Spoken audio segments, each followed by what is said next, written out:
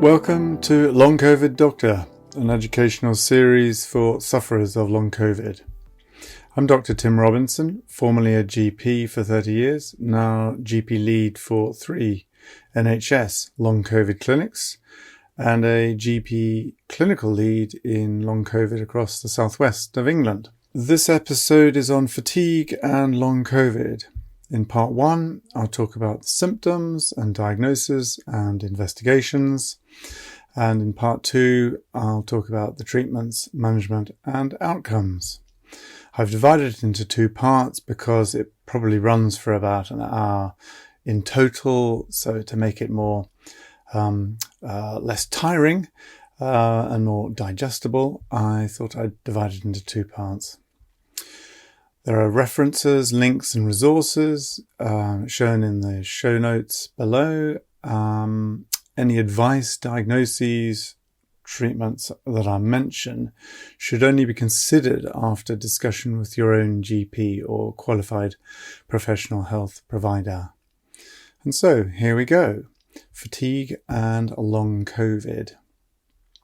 So fatigue, it's very common in long Covid. In fact, it's one of the big 3, of course, isn't it? Along with breathlessness and brain fog. Fatigue, in my experience, in the long Covid services that I work for, is the commonest symptom with the greatest impact on those patients. But fatigue is not exclusive to long Covid, of course. Fatigue from SARS-CoV-2 virus is not the only cause for fatigue. It's also seen in other post-viral illnesses. So after glandular fever, Epstein-Barr virus, that can cause recurring fatigue. Other viruses, the HHV6, human herpes virus 6, CMV, cytomegalovirus, enteroviruses, these can all cause fatigue following the acute illness. And of course, post-viral fatigue was also seen in SARS-CoV-1, the original COVID coronavirus epidemic back in 2003. And also in MERS, the Middle Eastern Respiratory Syndrome virus in 2012, also a coronavirus, and Ebola and dengue fever. All these have fatigue following on from their acute illness.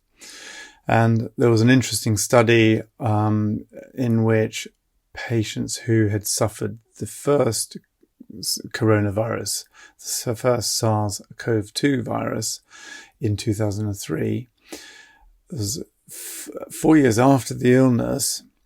In this study that I found, 40% still had fatigue 4 years after the acute illness.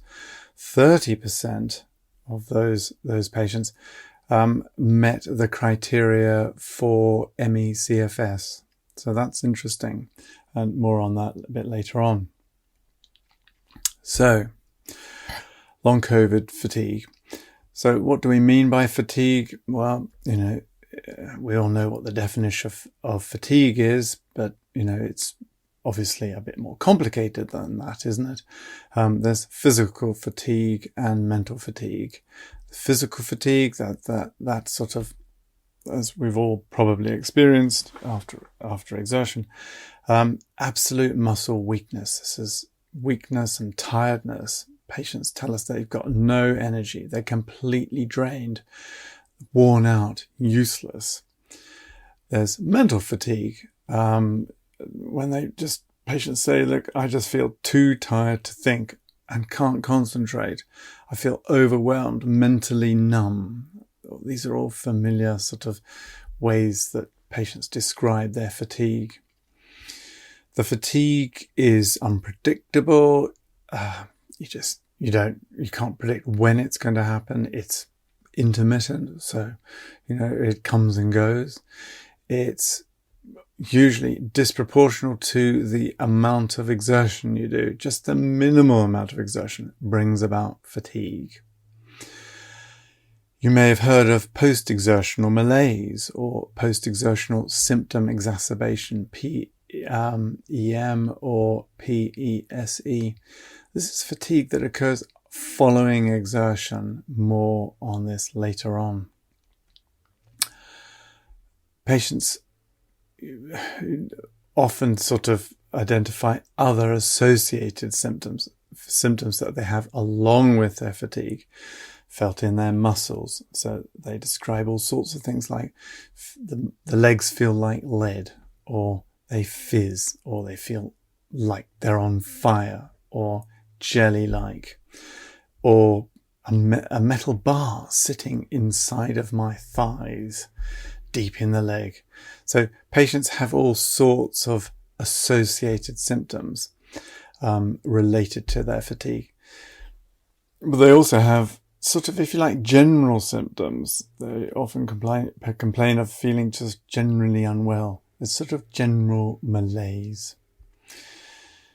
So those are the symptoms that patients are bringing to us, certainly in the clinics that I work in. So on to the medical assessment to make a diagnosis, the medical assessment of fatigue. So routine standard stuff, in medicine, what do? We take the history, the medical history, the story, the narrative from the patient, and we proceed to examination. A general history and a general examination to establish a diagnosis. We're specifically looking for possible differential diagnoses, i.e. sort of in which fatigue is also a symptom, i.e. other causes of fatigue other than COVID. What are those other differential diagnoses, those other causes? Well, diabetes can present with feeling tired and worn out. Anemia, iron deficiency anemia. If you're low in your iron levels, that can cause fatigue and other symptoms such as breathlessness or lightheadedness. But fatigue is definitely up there with feeling, with being iron deficient anemia. Underactive adrenal gland, Addison's disease, hypothyroid, underactive thyroid gland. Medication can lead to fatigue. So beta blocker drugs can lead to feeling sort of sluggish and heavy-legged. And then more sinister causes such as malaise due to cancer, that can present with fatigue. Having completed the history, general medical history, taking into account all the past medical history and the drug medication and family history and social history, we then proceed to the examination. Usually in our patients with fatigue, there's nothing to find on routine general examination. Perhaps the rheumatologists would go a bit further and assess grip strength, or the exercise physiologist would put patients on treadmills to measure their oxygen capacity, their VO2 max. But on the whole, basically, fatigue as a symptom really hasn't got anything to show on examination. As always, we've got to watch out for red flags. What are red flags? Basically, they're signs and symptoms that suggest that there's something more sinister occurring, such as unexplained weight loss. Is that due to cancer? Unexplained fainting. Is that due to Addison's disease, the underactive adrenal gland? Polyuria, polydipsia, that's medical speak for peeing too much and drinking too much, or thirst. Is that those are symptoms of diabetes? Again, a cause for fatigue. Recent massive and progressive weight loss, weakness.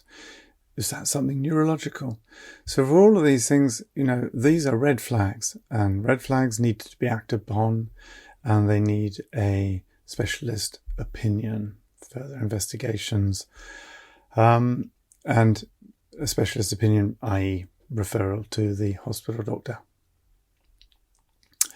I mentioned the word investigations. Well, investigating fatigue, certainly in general practice and in our Long COVID services, we'd be wanting to have baseline blood tests.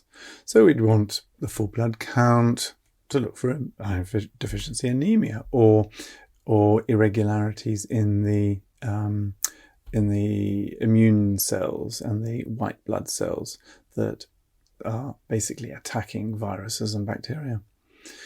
We'd want to do the kidney function, liver function. We'd want to send blood for CRP, C-reactive protein, and ferritin, looking for inflammation. We'd want to be sending bloods for thyroid levels to check for underactive thyroid, and the HbA1c just to check for diabetes. All these are routine standard blood tests as listed in the NICE guidelines on sort of how to manage long COVID. Various services would maybe include other fatigue blood tests such as rheumatoid factor or anti-nuclear antibodies, looking for connective tissue and rheumatoid arthritis if the patient's presenting with joint problems, for example. You could also do a serum calcium level, looking for underactive parathyroids, hyperparathyroidism.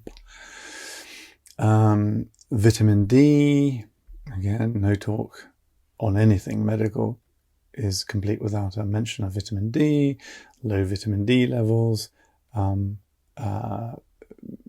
which are common because, well, I'll talk about it a bit later on, but, vitamin D levels should be measured, vitamin B and B12 and folate levels, looking for pernicious anemia, another form of anemia, could be looked for. It's reasonable. Cortisol levels, for early morning cortisol level, looking for underactive adrenal, the Addison's disease. You may have heard of other blood tests such as creatinine kinase and lactose dehydrogenase. These are sort of, if you like, slightly more specialist erudite blood tests, which some people like to do, looking for other causes of fatigue. In actual fact, it's not really going to change the way we manage the fatigue, and it's not overly helpful, and it doesn't lead to an actual diagnosis. Other cardiorespiratory tests to consider, well, BNP, looking for heart strain, chest x-ray. These are all sort of standard investigations we do medically. Again, some services like to be able to quantify their levels of fatigue and the impact it's having on their daily activities, daily life, and as a baseline and to monitor progress. So there are a number of scales and scoring systems to look for fatigue. There's the fatigue assessment scale, there's the functional assessment, the FACIT -F, there's the fatigue VAS. These are, as I say, ways of, if you like, quantifying, just to sort of put a level of fatigue on a scoring of the fatigue and its impact. So, having come to the end of the history examination investigations, having excluded differential diagnoses, ruled out red flags, and as long as we've not identified or none of those tests have turned up any other causes for fatigue, we're left with the diagnosis of fatigue due to, in our long COVID patients, due to the long COVID, nothing else. I think it's important to have mentioned that, really, because it brings it home to me, how important it is not to be COVID blind. Just because someone with fatigue has had COVID, it doesn't mean it's because of their fatigue is because of COVID. It might be due to another cause which has other treatments. So, as I say, we can now safely say we've got a diagnosis of fatigue due to long COVID. I now like just to go on in this section to just talk about the causes of it, because I think this is important for patients to have a bit of an understanding of, because it helps them sort of accept that there are lots of causes for the long COVID and hence the fatigue resulting from their long COVID. Just to sort of quickly skim through, basically, as we know, COVID is now well into its third year, and over that time we've discovered all sorts of causes for long COVID, and basically the number of causes, one person may have just one of the causes for their long COVID. They may have two or three, or may they have all the causes. But what are the causes for long COVID? Well, hold on, here we go. The virus itself may have caused direct damage to muscle tissue. So the muscle cells may have been damaged, viral myositis. So the damage, or there may be myocyte damage or death. Therefore, reduction in the number of mitochondria, the energy factories in our cells. There's maybe direct organ tissue damage, so in the heart, the lung, the endocrine glands, the liver, kidneys. Direct damage from the virus may have caused damage in those organs, and that's led to fatigue. Then there's the dysregulated inflammatory response due to cytokine storm, resulting in mast cell activation, resulting in microclot formation. All these bring about disabling the metabolic energy generating pathways inside the cells. And then there's dysfunction of the immune system. Autoantibodies, antibodies that basically we make ourselves, directed at our own cells, our own normal cells. So thinking fatigue, so antibodies directed at muscle cells and nerve cells. Cell damage, also autoantibodies have been discovered to those tissues between and surrounding the muscle cells. So that leads to local inflammation and further muscle dysfunction, and hence fatigue. Then there's dysfunction of the autoimmune system. This is sort of damage that's happened within the brain, and sort of imbalance of the sympathetic and the parasympathetic nervous systems in the brain nuclei, the limbic system. All this, results in sort of dysfunction of the autonomic nervous system, and therefore functioning of the nerve hormone systems, the neuroendocrine systems. And then 3 more to go. Disturbance of and imbalance of the gut microbiota. We'll talk about this a bit later on, but the friendly bacteria in your intestines. That has a general effect on the well-being and on your well-being and your immune system and the gut-brain axis. Studies have shown that patients with long COVID have a disturbed, unbalanced microbiota, gut microbiota. Then there's deconditioning. This can lead to this feeling of of fatigue. Deconditioning happens to anyone who's been unwell and less active than usual. It's unavoidable with prolonged rest. And then finally, impact on health. So basically, and it's understandable, isn't it? Anyone who's had stress and tension leads to sort of worries and anxiety and often depression.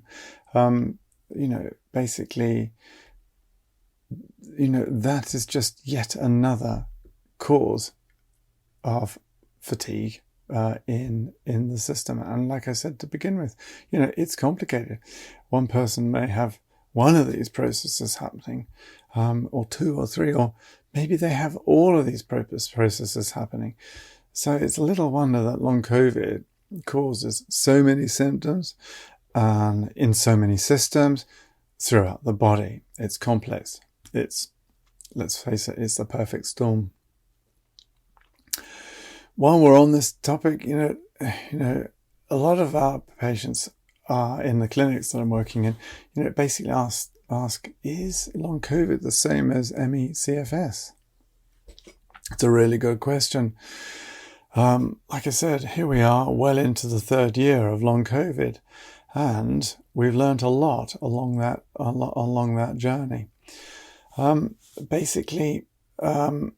It has emerged now with time that long COVID patients sort of fall into three subgroups. There's the organ damaged group, who's had brain or heart or lung damage as a result of their acute COVID infection. Secondly, you've got the inflammatory group, those patients who have an excessive inflammatory response, over sort of hyper response, leading to the cytokine storm, mast cell activation, sort of the microthrombi, the mini blood clots, may be fueled by viral persistence, or maybe along with possible reactivation of other viruses such as glandular fever, Epstein-Barr virus that you might have had previously. So there's that group, the inflammatory group. Then there's the dysautonomic group, those patients who have cardiac and neurological symptoms, so POTS and orthostatic problems and dizziness and nausea.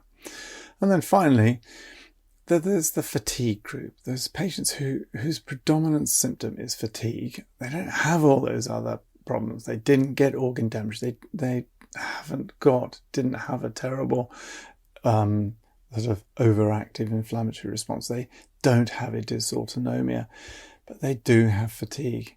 And maybe these will become the persisting sort of post-viral group, like after glandular fever, Epstein-Barr virus, that leads on to ME/CFS. So, I mean, and this is obviously a worry, but pre-pandemic in the UK, we had 250,000 patients with ME/CFS. Bearing in mind that we've had 2 million, according to the Office of National Statistics, 2 million patients with long COVID. If you think about that Hong Kong study that I talked to you about after SARS-CoV-1, 2003, think about that study, in that 30% of those patients had 4 years later ME/CFS, could be diagnosed with ME/CFS. Well, if you've got 2 million patients with long COVID, that, having done the maths, which I did, that leaves 600,000 patients who may have ME/CFS following on from their long COVID. And so, to answer the question, is long COVID the same as ME/CFS? Well, it may well be for a subgroup of our long COVID sufferers. The answer is probably yes.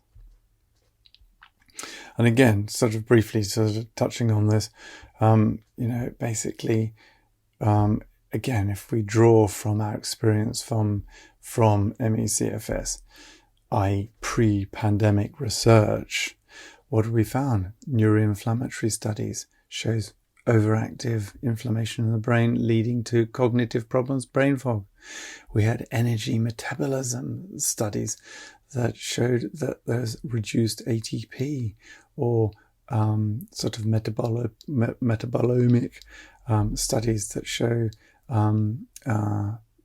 biochemical pathways malfunctioning, redox imbalance when there's excessive pro-inflammatory mediators. All these studies were in patients with ME/CFS, and they mirror a lot of the studies that have been done on long COVID patients since the pandemic. Dysautonomic studies, again, in our ME/CFS patients, basically demonstrated sort of dysautonomia, like we're seeing in long COVID, dysregulation of the adrenal gland balance, and sort of reduced cortisol levels seen in ME/CFS. We're seeing this in long COVID. And finally, autoantibodies. Again, we've seen this in ME/CFS. So there we are. There's lots of evidence. So there we go. That concludes the first part of my talk on fatigue with long COVID. The symptoms, the diagnosis, investigations, and some of what I've talked about with ME/CFS. In the second part, I'll talk about the treatments, the management, and outcomes. I hope you found that helpful. As I mentioned at the start, it's a disclaimer, I'm afraid. Any advice, diagnoses, treatments that I mention should only be considered after discussion with your own GP or qualified professional health provider. In the meantime, I wish you well for your long COVID recovery. Thank you very much.